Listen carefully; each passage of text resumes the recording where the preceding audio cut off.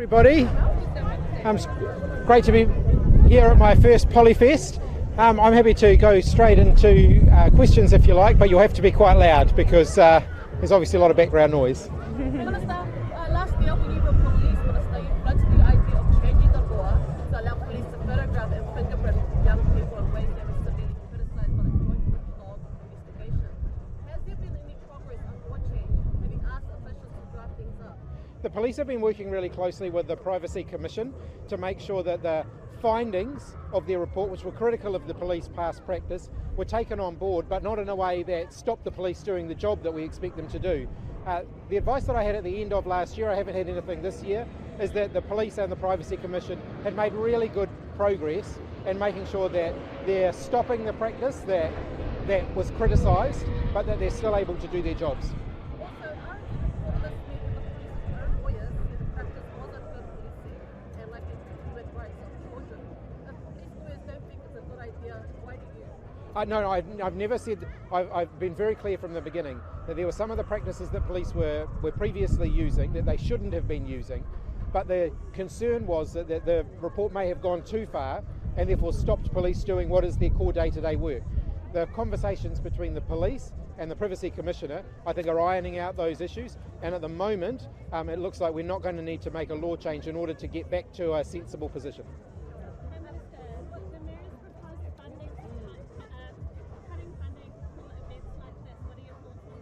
Look, ultimately that's a matter for the Auckland Council, what events they sponsor. I think this is an amazing event, and if you see see all the signs around, you'll see that there's a number of central government agencies that are providing quite a lot of sponsorship to events like this because there's such an incredible opportunity for the community to come together, and they're also a great way for the government and government agencies to reach people as well.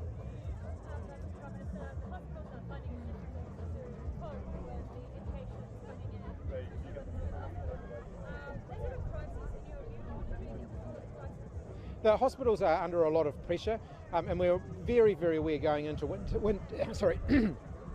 we're very aware going into winter that they're likely to face more pressure. So that's one of the reasons that we've been working with them to make sure that we're preparing them for the winter peak and doing everything we can to try and ease the pressure. But there will be pressure.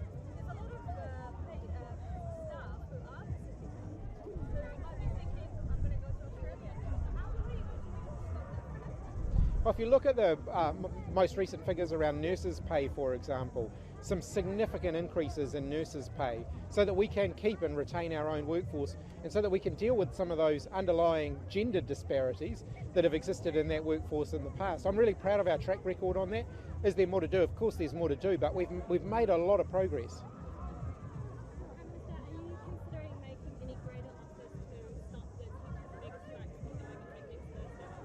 Ultimately, that's a matter for the Ministry of Education and the teachers to work through. Obviously, I would encourage them to continue to negotiate. The government has put more money in so that the Ministry of Education can address the concerns that teachers are raising. So, for example, in the primary sector, we know that there are legitimate concerns from primary teachers about the amount of preparation time that they get between their lessons. The offer on the table does go a significant way to addressing their concerns. It's not everything that they've asked for, but it is a significant advance on where they've been previously. So I'd encourage them to keep negotiating with the Ministry of Education. My message to principals and teachers is, look, let's continue to work through this, let's continue to negotiate. I would much rather have teachers and kids in the classroom. They've all missed a lot of time over the last few years. Let's minimise that. Let's keep negotiating. Let's keep working through the issues that are being raised and find ways to resolve them. A strike's not going to resolve any issues, so let's keep working towards resolution.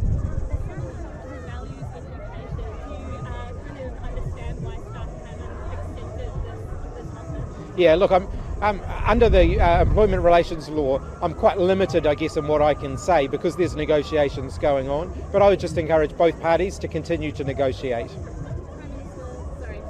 Yeah. Have you had conversations with Thomas and Coffee since becoming Prime Minister?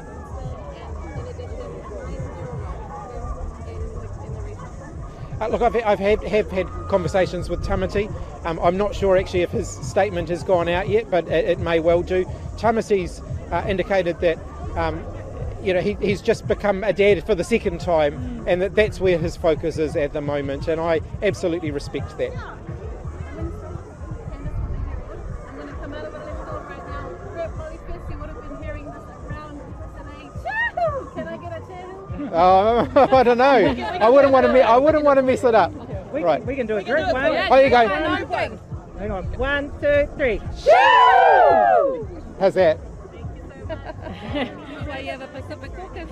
Yeah. That's right. Minister, just on the working holiday scheme, Yeah. visa changes that you announced this morning, why have these changes been proposed? This is fantastic news for Kiwis who want to go and spend some time in the UK and do their working holiday. They'll now be able to go for longer, earn more money, and enjoy all of what the Northern Hemisphere has to offer. But it's also great news for Kiwis and Kiwi businesses too, because a lot of our businesses attract workers from the UK who come here on working holiday visas. They're now going to be able to work for up to 3 years instead of just 1 year.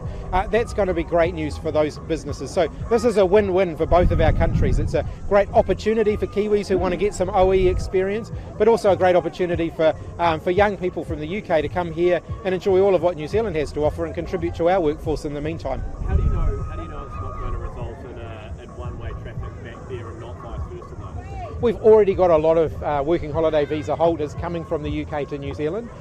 There's an opportunity for some of those who are currently here now on a working holiday visa from the UK to extend the amount of time that they're here and to extend the amount of work that they can do while they're here. We've already got shortages even with them here though, don't we? Oh, and this is an opportunity for us to attract more. The cap that we've set on working holiday visas from the UK is higher than the number that we've had in the past. So it is an opportunity for us to bring more in.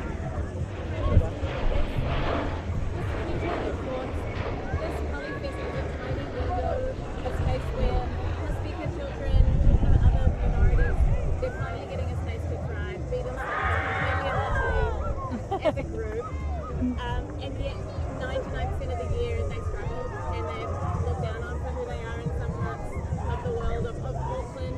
What are you going to do about that, not only for the rest of the year but in the next year? A big focus for me as Minister of Education was to make sure that we've got schools, early childhood centres, tertiary education providers that embrace culture and that they embrace identity and that recognise the learners who are coming through the door, whether they're very young learners or adult learners, for who they are, that celebrates different cultural identity, that celebrates diversity, because actually we know if the education spaces that we have make people feel welcome, make people feel respected on their own terms, then actually they're going to learn more and they're going to succeed more. That's been a big focus for us. We're not done yet, we've still got work to do in that area, but again, I think we're making some great progress. Do you think there's more work to be done in the workspace as well? When children leave school, maybe they left that bubble that you've created and they go into the workspace? I think we can all continue to work towards a much more inclusive society, and that includes in the workplace as well. No, not at all. Thank you. How much demand is there? How would you characterise the demand for the scheme? Oh, look, I think there's opportunities for more people from the UK to come to New Zealand, to work in New Zealand. We offer an amazing experience for young people from the UK to come and get some overseas experience, to come and experience all the amazing things that New Zealand has to offer. By allowing them to earn some money while they're here, they can contribute to New Zealand at the same time as getting those amazing experiences, which they can then take home with them. And of course, they continue to have an ongoing fondness for New Zealand. That's great for us on a whole host of levels. All right. Oh, last one. There's been some criticism from businesses in Queensland. They say that the scheme actually won't help them at all. They want the wage cap on the accredited employer visa. What do you say to that? Yeah, that's a different issue. And obviously we continue to work with businesses around our overall immigration settings. It's not something we've made any changes on today, but I think the working holiday visa scheme is a real step in the right direction for them. All right, thanks everybody. Thank you.